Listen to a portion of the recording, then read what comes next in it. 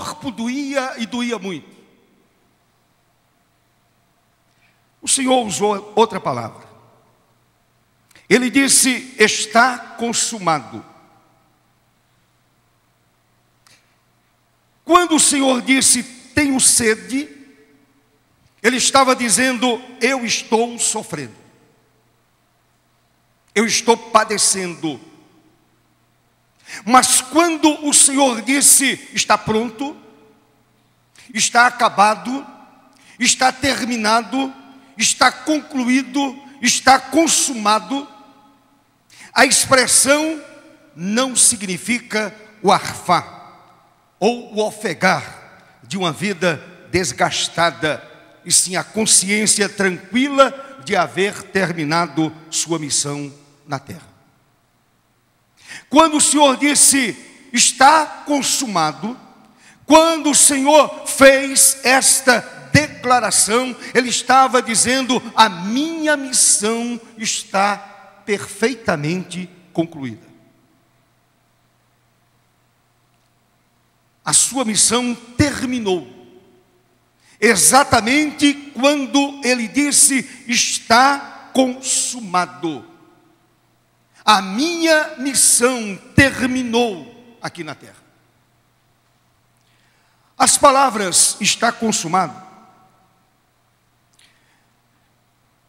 estas palavras também indicam que o projeto de Deus a respeito do resgate do homem se concretiza na história no momento da morte vicária do Senhor. A morte do Senhor Jesus não aconteceu num planeta diferente. Aconteceu exatamente aqui na terra. Aconteceu na história da humanidade.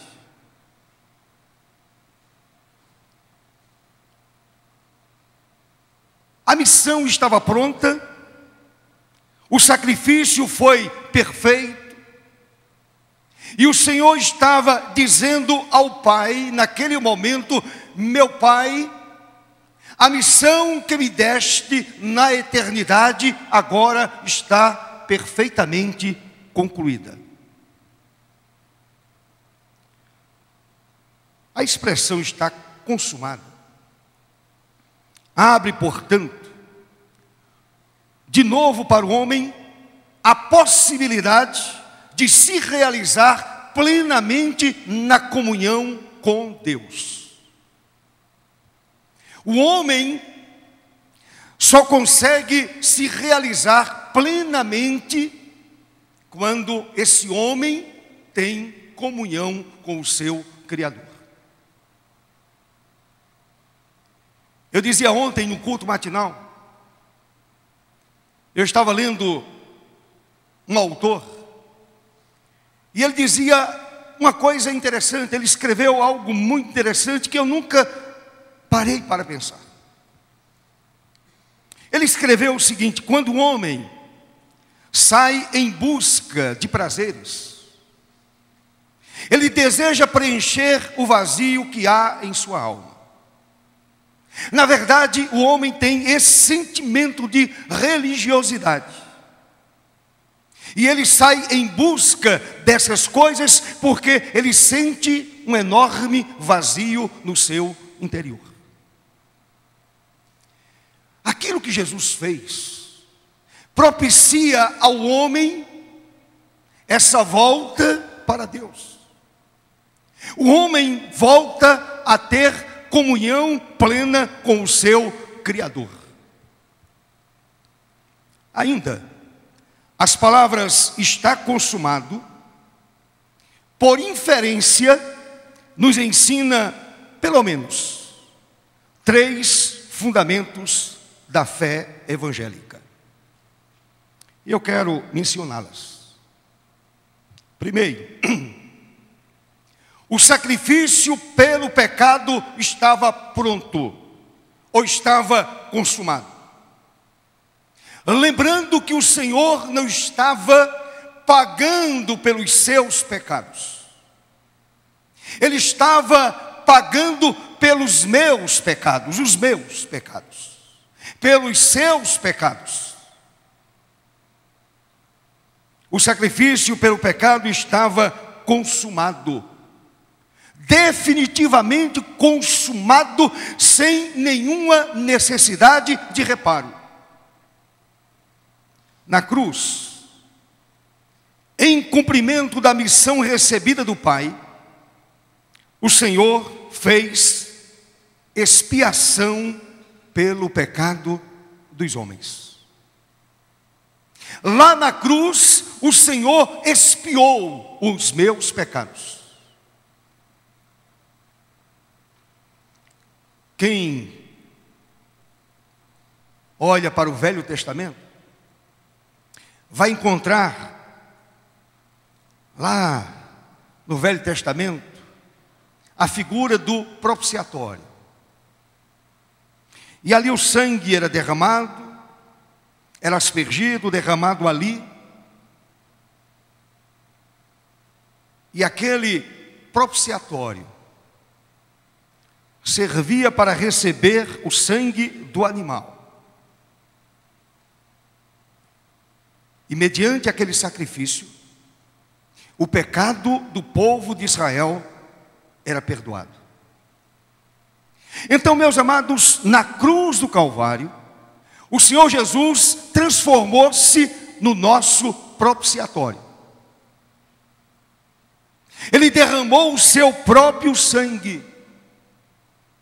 Derramando o seu sangue, possibilitou ao homem a expiação do seu pecado, do pecado do homem. Podemos afirmar que a teologia resume-se a 4 palavras. Toda teologia, ela se resume a 4 palavras. Cristo morreu pelo homem. Essa é a grande verdade teológica. Toda teologia, ela se resume a essas palavras: Cristo morreu pelo homem. O sacrifício pelo pecado estava consumado. Eu não preciso realizar, eu não preciso sacrificar nenhum animal, eu não preciso nem mesmo sacrificar a minha própria vida. O Senhor Jesus sacrificou a vida dele no meu lugar. Portanto, essa é a grande verdade. Cristo morreu pelo homem. Na carta aos Efésios, capítulo 1, verso 7, Paulo escreveu: no qual temos a redenção pelo seu sangue, a remissão dos pecados. A remissão dos nossos pecados aconteceu por causa do sacrifício do Senhor Jesus, no qual temos a salvação. Temos a vida eterna pelo seu sangue, a remissão dos pecados.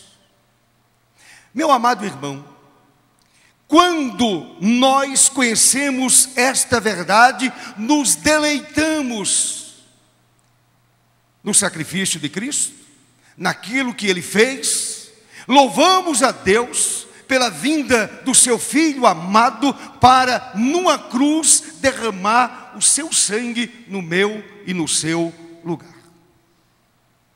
Essa é a grande verdade da Bíblia. O sacrifício pelo pecado estava cabalmente pronto. Jesus morreu pelo pecador. Jesus tomou o lugar do homem pecador, do homem separado de Deus por causa dos seus próprios pecados. Jesus foi à cruz e assumiu o lugar do homem. Na carta aos Colossenses, está escrito no verso 14 do capítulo 1, no qual temos a redenção, a remissão dos pecados. Cristo eu encontro perdão para os meus pecados. Quando olho para a cruz, eu percebo que na cruz do Calvário o Senhor estava morrendo no meu lugar, a fim de que os meus pecados fossem perdoados e agora a minha vida fosse aceita por Deus.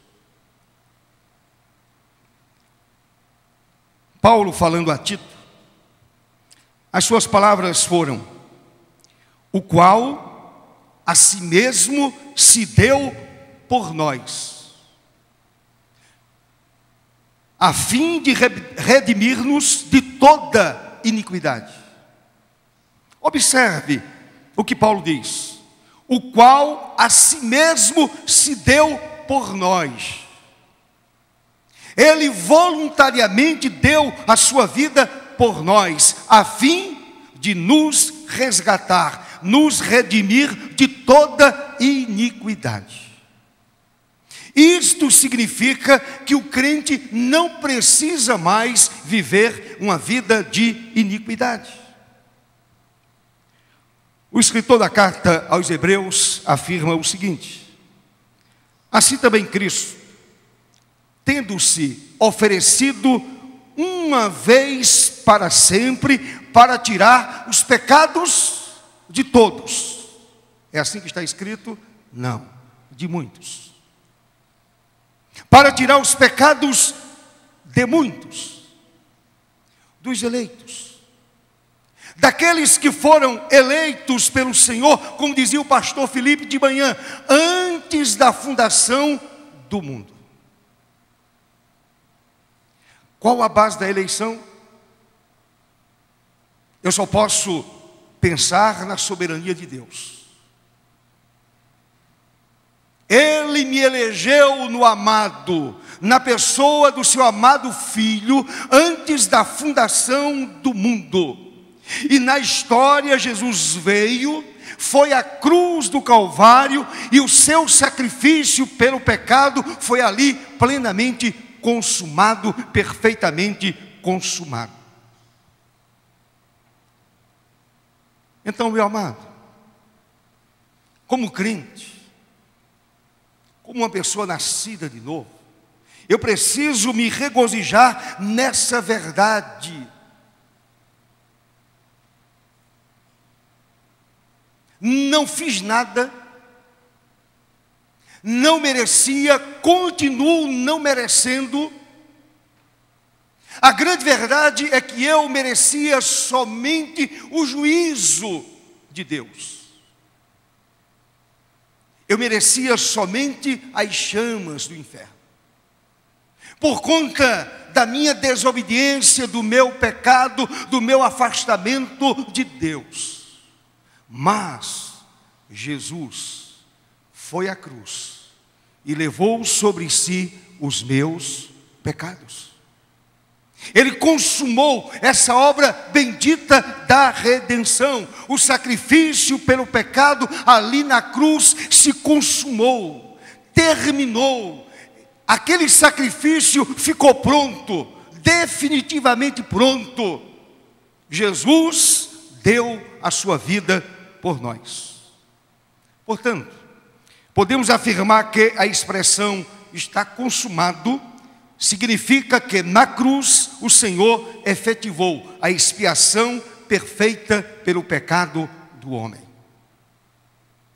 Aquilo que os sacrifícios do Velho Testamento não podiam realizar, o sacrifício de Jesus na cruz o fez. Sacrifício perfeito, não o sangue de animais, mas o sacrifício de Jesus, o seu sangue, o sangue do Cordeiro de Deus, que no dizer de João Batista, tira o pecado do mundo. Portanto, o sacrifício pelo pecado estava ali plenamente consumado. Não há nenhuma necessidade de se ajeitar o sacrifício perfeito de Jesus, porque ele era Deus, homem, Deus feito carne, Somente uma pessoa perfeita, somente o Deus feito carne poderia, de fato, concretizar a salvação do homem pecador. A segunda verdade, o segundo fundamento: o caminho para o céu está aberto. O caminho para o céu está aberto. Meu amado, o sistema que gera a morte é desmascarado exatamente quando Jesus vai à cruz. Esse sistema iníquo que gera a morte do homem, a morte espiritual, esse sistema é completamente desmascarado quando o Senhor vai à cruz do Calvário e ali morre pelo homem pecador e escancara a porta do céu. E ali naquele sacrifício a vida se manifesta em plenitude. É ali no sacrifício do Senhor que a vida se manifesta em plenitude. Não a vida tosca, não há arremedo de vida, mas vida plena, vida abundante, vida que é gerada dentro de nós, vida que traz à nossa alma muita paz, traz consolo, traz esperança. A palavra diz que quando o Senhor disse está consumado e rendeu o Espírito, diz a Bíblia em Mateus 27, que o véu do santuário se rasgou em duas partes, de alto a baixo, significando que o caminho estava aberto, a porta estava aberta, a salvação, o caminho da salvação estava aberto para todo aquele que confessa que Jesus é Senhor e Salvador. O caminho está aberto, a porta se abriu, a porta da salvação se abriu completamente. E louvado seja Deus, nós acertamos por essa porta, entramos por essa porta. Entramos pelo caminho. É verdade que é o caminho estreito, é o caminho que implica em sofrimento, em aflição. A Bíblia diz que devemos carregar a nossa própria cruz. Devemos conduzir o nosso próprio fardo, o nosso próprio peso. Mas, meu amado irmão, quando pensamos nas aflições da vida presente, e comparamos com a glória que o Senhor nos revela em sua bendita palavra, aquilo que passamos, o nosso sofrimento termina sendo uma coisa insignificante. Porque haveremos de receber o céu, haveremos de entrar no céu. Portanto, o caminho para o céu está aberto. O apóstolo Paulo, que teve uma experiência com o Senhor Jesus na estrada de Damasco, ele encontrou a pessoa de Jesus, encontrou o caminho, encontrou a porta, passou a ser um homem do caminho. E Paulo escreveu, segunda carta aos Coríntios, capítulo 5, verso 1. Paulo disse: sabemos que, se a nossa casa terrestre deste tabernáculo se desfizer, temos da parte de Deus um sacrifício, casa não feita por mãos, eterna nos céus. Amém, meu irmão? Mesmo que a minha casa terrestre ela se desfaça, e com certeza nós vamos desarmar a nossa tenda. E vamos deixar o nosso corpo aqui na terra. Mas, gloriosamente, estaremos entrando na presença do nosso maravilhoso Deus. Então, meus amados, as aflições do tempo presente não podem ser comparadas com a glória da vida vindoura. Louvado seja o Senhor. Não podemos comparar de jeito nenhum. O sofrimento é insignificante quando pensamos na glória celestial. E quem abriu essa porta para nós foi a pessoa bendita de Jesus, com o seu sacrifício na cruz do Calvário. Todos os crentes, todos os cristãos, os que estão em Cristo, sabem perfeitamente que terão uma casa, não feita por mãos humanas, eterna nos céus, porque o caminho foi aberto pelo sacrifício da cruz. De repente uma pessoa nem tem uma casa própria neste mundo, não consegue o sonho da casa própria, mas a Bíblia nos diz que todo aquele que está em Cristo Jesus tem uma casa no céu, não feita por mãos humanas. E lá habitaremos para sempre. Está consumado. O caminho para o céu está totalmente aberto para a pessoa que crê e confessa que o sacrifício do Calvário é plenamente perfeito para levá-lo à morada eterna. Eu creio nisso. Esta é a minha esperança, é a minha convicção. O caminho foi aberto para mim. É claro que eu entendo que não merecia nem mereço, porém o Senhor Jesus resgatou a minha vida. Ele me trouxe para o seu caminho. Ele me deu a vida eterna. E esse é o maior presente que o Senhor me deu. O maior presente jamais recebido pelo homem em toda a história da humanidade. Jesus abriu o caminho para a eternidade. Em terceiro e último lugar, o último fundamento. O príncipe deste mundo foi derrotado. Billy Graham dizia que o Calvário, ali no Calvário, aconteceu a morte da morte. Ali no Calvário, Satanás foi para sempre vencido. É claro, meus amados, que Satanás, ele sabe perfeitamente que foi derrotado. Porém, ele tem a ilusão que ainda pode vencer. Ali na cruz, a palavra ensina que o Senhor Jesus esmagou para sempre a cabeça da serpente. Louvado seja Deus. Esmagou.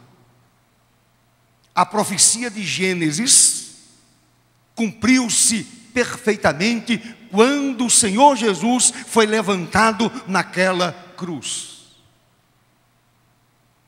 A serpente foi pisada, foi esmagada. Por esta razão, o Senhor Jesus afirma que as portas do inferno não prevalecem contra a sua igreja. Nós temos a marca do Cordeiro. Há em nós a marca da vida. Há em nós a marca do Salvador. A marca do Cordeiro de Deus. Então, meus amados, Satanás, o gerenciador e mentor do sistema do pecado e da morte, teve selada sua condenação na cruz. Ali ele foi para sempre derrotado. Portanto, o diabo se apresenta como uma pessoa ou como um ser invencível. Mas ele é, na verdade, um grande derrotado. Eu me lembro de uma vez que um cidadão possesso, os demônios que estavam na vida dele, disseram para mim: nós temos mais poder do que Jesus. E eu disse àqueles demônios: o diabo é mentiroso e pai da mentira. Vocês não têm nenhuma autoridade sobre a vida de ninguém. A autoridade é de Jesus, o poder é de Jesus, e vocês não passam de seres derrotados. E em nome de Jesus, saiam dessa vida. E os demônios bateram em retirada, porque os demônios não resistem à presença de Jesus, não resistem ao poder do Senhor, não resistem ao poder, à autoridade do nome de Jesus. Quando Jesus afirmou: está consumado, meu querido irmão, o poder do pecado é removido da vida daquele que crê, e o diabo perde essa arma que usa eficazmente para destruir. O diabo usa o pecado para destruir a vida do homem. Jesus usa o seu sacrifício para destruir a obra de Satanás. Ele usa o seu sangue para destruir a obra do pecado na vida do homem. Então, meu querido irmão, o pecado da vida do homem é removido. Jesus é entronizado naquela vida, naquele coração, naquela mente para sempre. O crente não precisa mais viver debaixo do pecado. A palavra diz que nós fomos libertados do poder do pecado, da tirania do pecado. Se, pois, o Filho vos libertar, verdadeiramente sereis livres. Estamos livres do poder do pecado. E o diabo sabe muito bem disso. Estamos livres para sempre do poder do pecado. Se você abrir a sua Bíblia em Hebreus 2, 14 e 15, a Bíblia vai nos dizer o seguinte: visto, pois, que os filhos têm participação comum de carne e sangue, destes também ele, igualmente, participou, para que, por sua morte, destruísse aquele que tem o poder da morte, a saber, o diabo. Ali na cruz, o Senhor destruiu o poder da morte, destruiu o poder de Satanás, e livrasse todos que, pelo pavor da morte, estavam sujeitos à escravidão por toda a vida. O Senhor já nos libertou. A minha vida não está mais presa à escravidão do pecado. Não está mais presa à escravidão da morte. Jesus livrou a minha alma para sempre. Então, meu querido, o sacrifício do Senhor fez a expiação pelo pecado, derrotou o príncipe deste mundo e secou a fonte da morte. Na minha vida, essa fonte da morte secou-se completamente. Na minha vida, o que existe é a graça abundante do Senhor. O que existe na minha vida e na sua vida é o rio que flui de dentro de nós. Amém, meu irmão? A palavra do Senhor diz que o salário do pecado é a morte. O salário do pecado é a morte. Jesus pagou com a sua morte, com o seu sacrifício, a minha dívida diante de Deus. E o diabo agora não pode de forma nenhuma argumentar que eu devo ainda a Deus. Ele pagou a minha vida. Portanto, o diabo foi derrotado, continua sendo derrotado. Ele simplesmente imagina ou faz um pequeno teatro para afirmar aos homens que ainda está no controle. Ele não está mais no controle. Jesus tem todo o controle em suas mãos. Amém, meu irmão? O controle está nas mãos do Senhor. O Senhor pagou o preço. Ele pagou pelo meu pecado, Ele pagou pelo seu pecado. Aqueles que se põem ao lado do Senhor encontram a vida e vida abundante. Não a morte, encontra a vida. E vida abundante, vida eterna, vida plena, vida maravilhosa na presença do Senhor. Jesus disse: eu vim para que tenham vida e a tenham em abundância. Louvado seja Deus. O diabo oferece vida, mas na verdade ele está oferecendo morte. Jesus oferece vida e vida abundante. Está consumado. O príncipe deste mundo foi destronado e derrotado para sempre. Ele não tem mais nenhum poder sobre a minha vida. A minha vida está sob o controle de Deus. O diabo não domina mais a minha vida, não domina mais a minha mente, não conduz mais a minha vida como se eu fosse uma marionete em suas mãos. A minha vida está nas mãos do Rei dos Reis, Senhor dos Senhores. Está nas mãos de Jesus. E eu quero concluir dizendo o seguinte: Jesus cumpriu sua missão cabalmente, consumando na cruz o sacrifício expiatório pelo pecado. Abriu o caminho para o céu e derrotou aquele que escravizava a todos os homens. Nada resta aos que ainda gemem sob o fardo dos seus pecados. Nada resta senão aceitar a Jesus como Senhor, a Jesus como Salvador, a Jesus como Cordeiro de Deus que tira o pecado do mundo. Está consumado.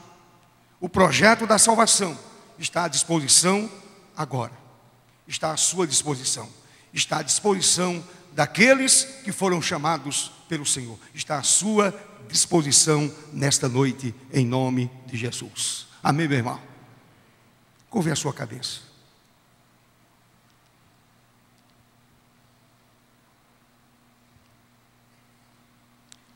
Eu gostaria de orar por você.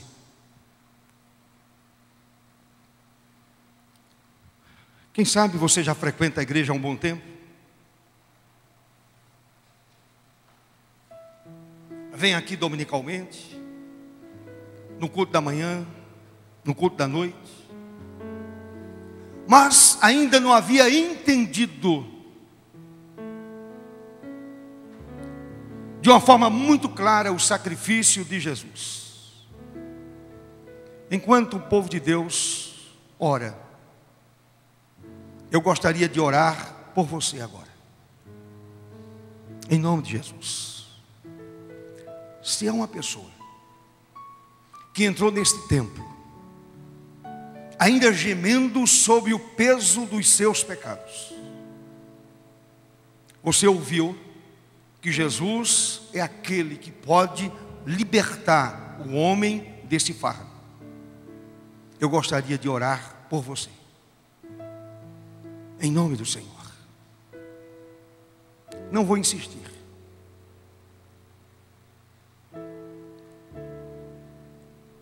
Se você entendeu, se o Espírito Santo pôs essa palavra no seu coração, e nesta noite você diz: Senhor Jesus, a Ti entrego a minha vida para sempre, porque na cruz morreste no meu lugar, deste a Tua vida pelos meus pecados. E hoje à noite eu quero publicamente confessar o Teu nome, em profundo arrependimento, eu me aproximo de Ti para receber perdão e certeza da vida eterna.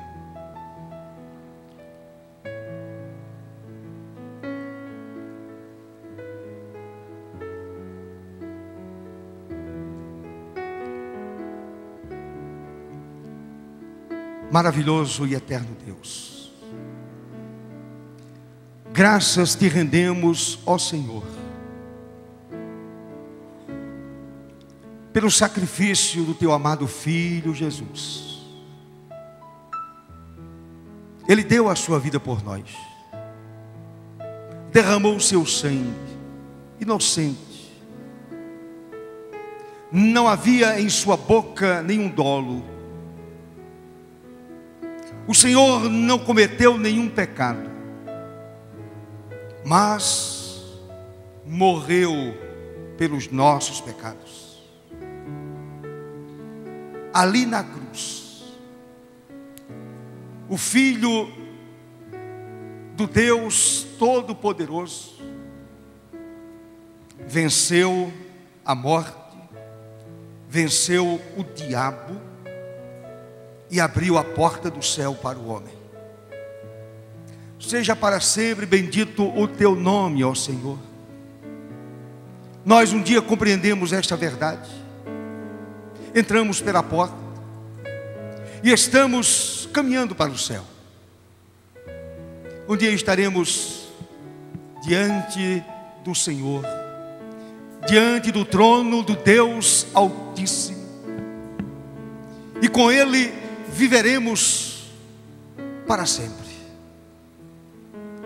Ó Deus, eu Te suplico por aquelas que entraram nesse templo, ouviram a pregação, ouviram a mensagem, cantaram conosco, porém muitos sairão deste lugar ainda carregando o seu fardo de pecado, vivendo para si mesmo, vivendo o seu projeto pessoal de vida, esquecendo de Deus, esquecendo do reino, esquecendo do Senhor Jesus, esquecendo de sua morte vicária na cruz do Calvário.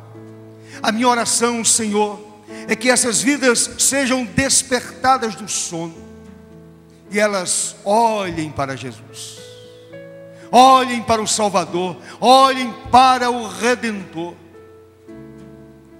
A palavra diz que quando olhamos para o Senhor, quando somos despertados pelo Santo Espírito, olhamos para o Salvador, olhamos para o seu sacrifício, olhamos para a cruz, recebemos livramento, recebemos perdão para os pecados, recebemos a certeza da vida eterna.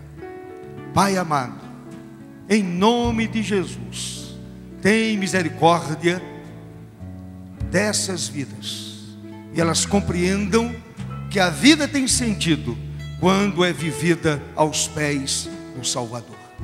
Assim, ó Deus, oramos e agradecemos pela mediação de Jesus.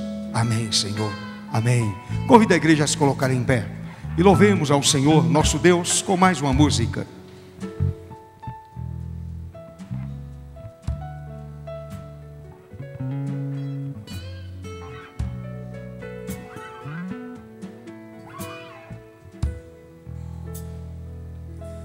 Bem mais que as forças, poder e reis, e a natureza e tudo que se fez,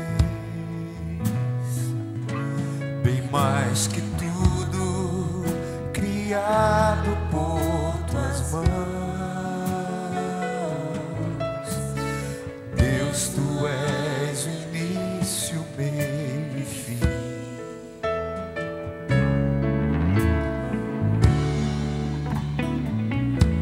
Bem mais que o sol e as maravilhas que o mundo conheceu,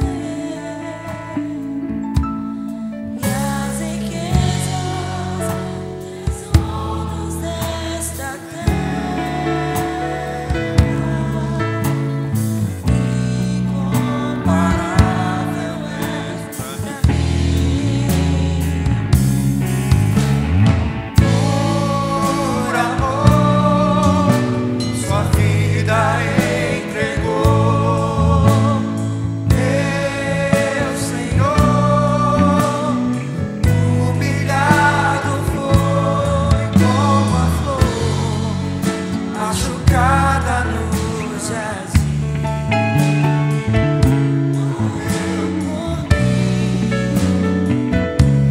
Sou em mim,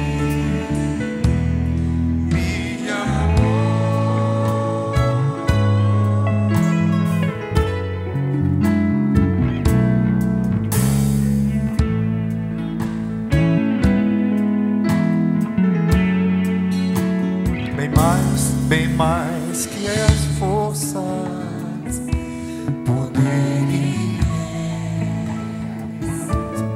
que a natureza e tudo que se fez, bem mais que tudo criado por tuas mãos. Tu és o início, mais que os mares, bem mais que o sol, as maravilhas do mundo.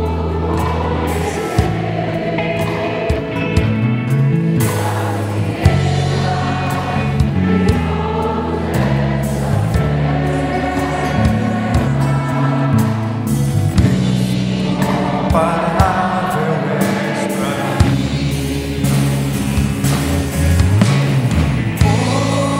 Por amor, sua vida entregou, meu Senhor. Humilhado foi como a flor machucada no jardim.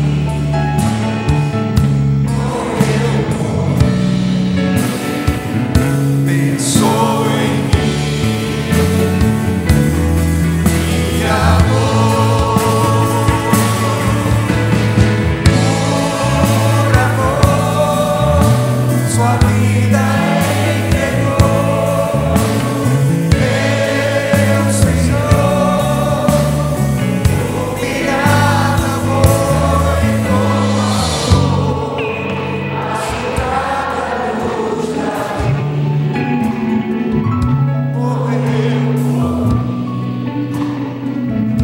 Pensou em mim,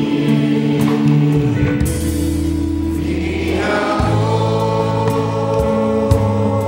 como a flor machucada no jardim. Morreu por mim. Pensou em